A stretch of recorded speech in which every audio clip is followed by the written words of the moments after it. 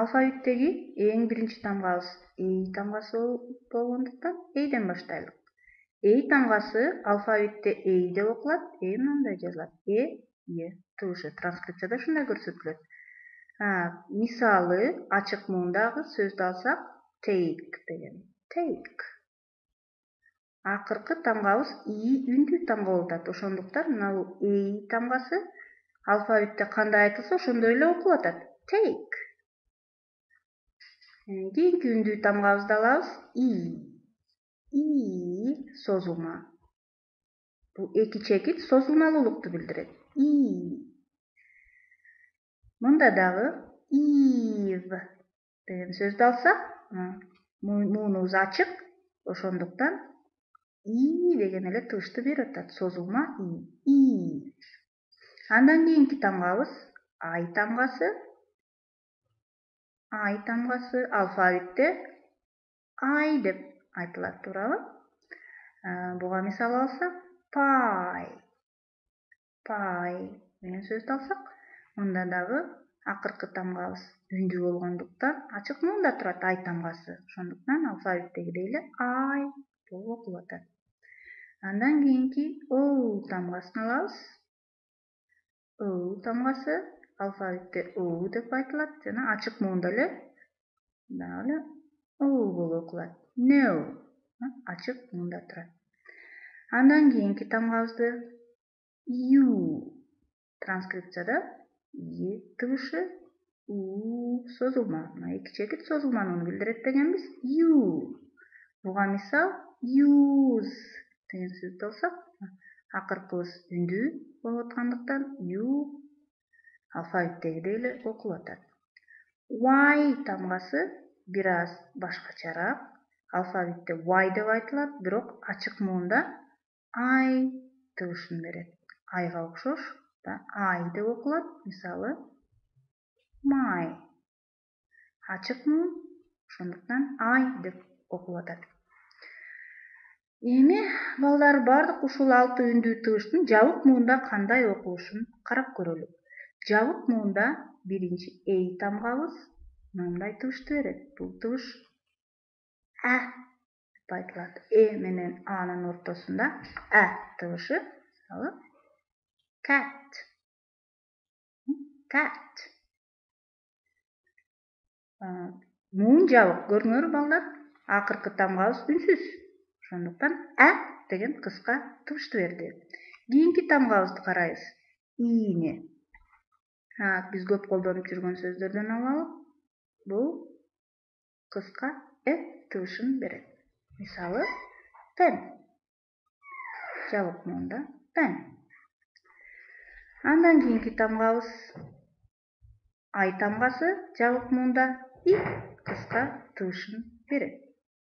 Мисалы, tin.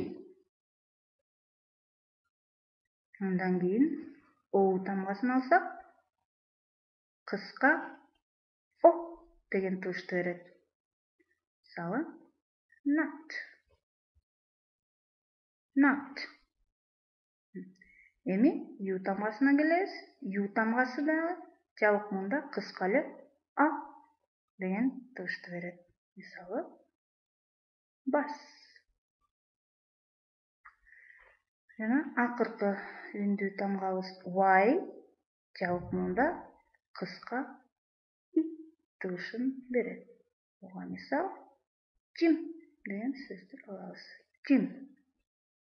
Түшүнүктүү болдубу балдар? Cat, pen, tin, not, bus, Jim. Эми үчүнчү учурду карайбыз. А тамгасынан мурда ушул эле үндүү тамгалар келсе, кандай окуп калышат? Эй тамгасы а тамгасынан мурун келсе, а деген созулма тыбышты берет. Мисалы, car. И тамгасы а тамгасынан мурда келип калса, анда бул деген созулма тыбышты берет. Person.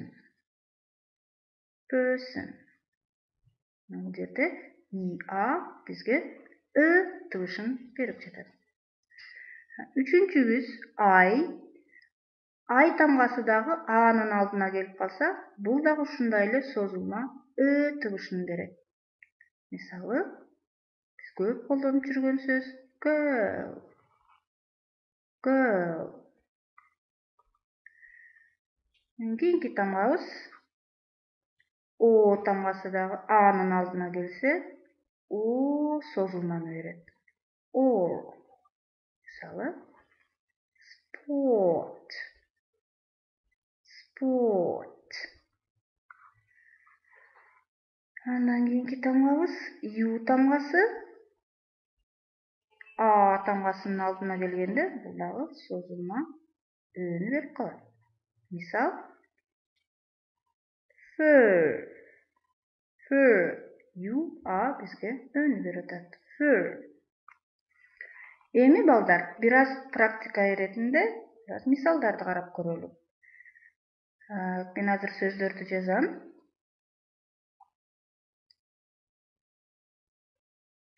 Ал сөздөрдү окуп көрөлү. Кандай окуп атты деп ойлойсуңар? Кана окуп көргүлөчү. Ооба. Бул жерде кайсы? You are. Purple. Purple. Андан кийинки сөздү жазып көрөлү. Бул жерде кайсы тамгалардын айкалышы болуп атат? I are. Ооба. Dirty. Dirty. Кийинки сөзүбүз. Бул эй тамгасы жабык муунда. Man. Man. Андан кийинки сөздү жазып көрөлү. Бул кайсы учур болуп калды?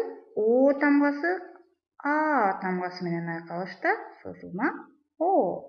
Fork. Кийинки сөзүбүз. Дагы эле о тамгасы менен а тамгасынын айкалышы corn.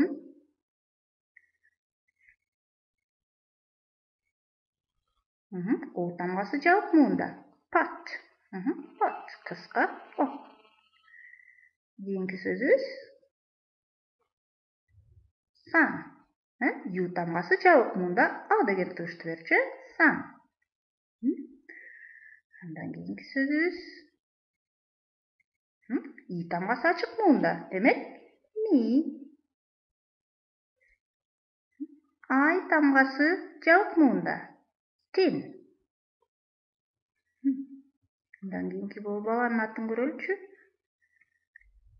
Ай тамгасы ачык муунда. Mike.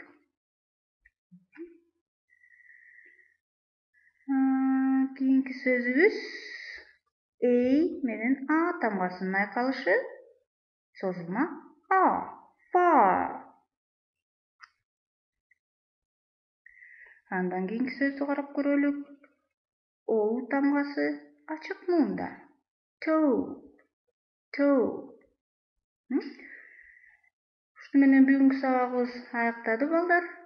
Саламатта калгыла.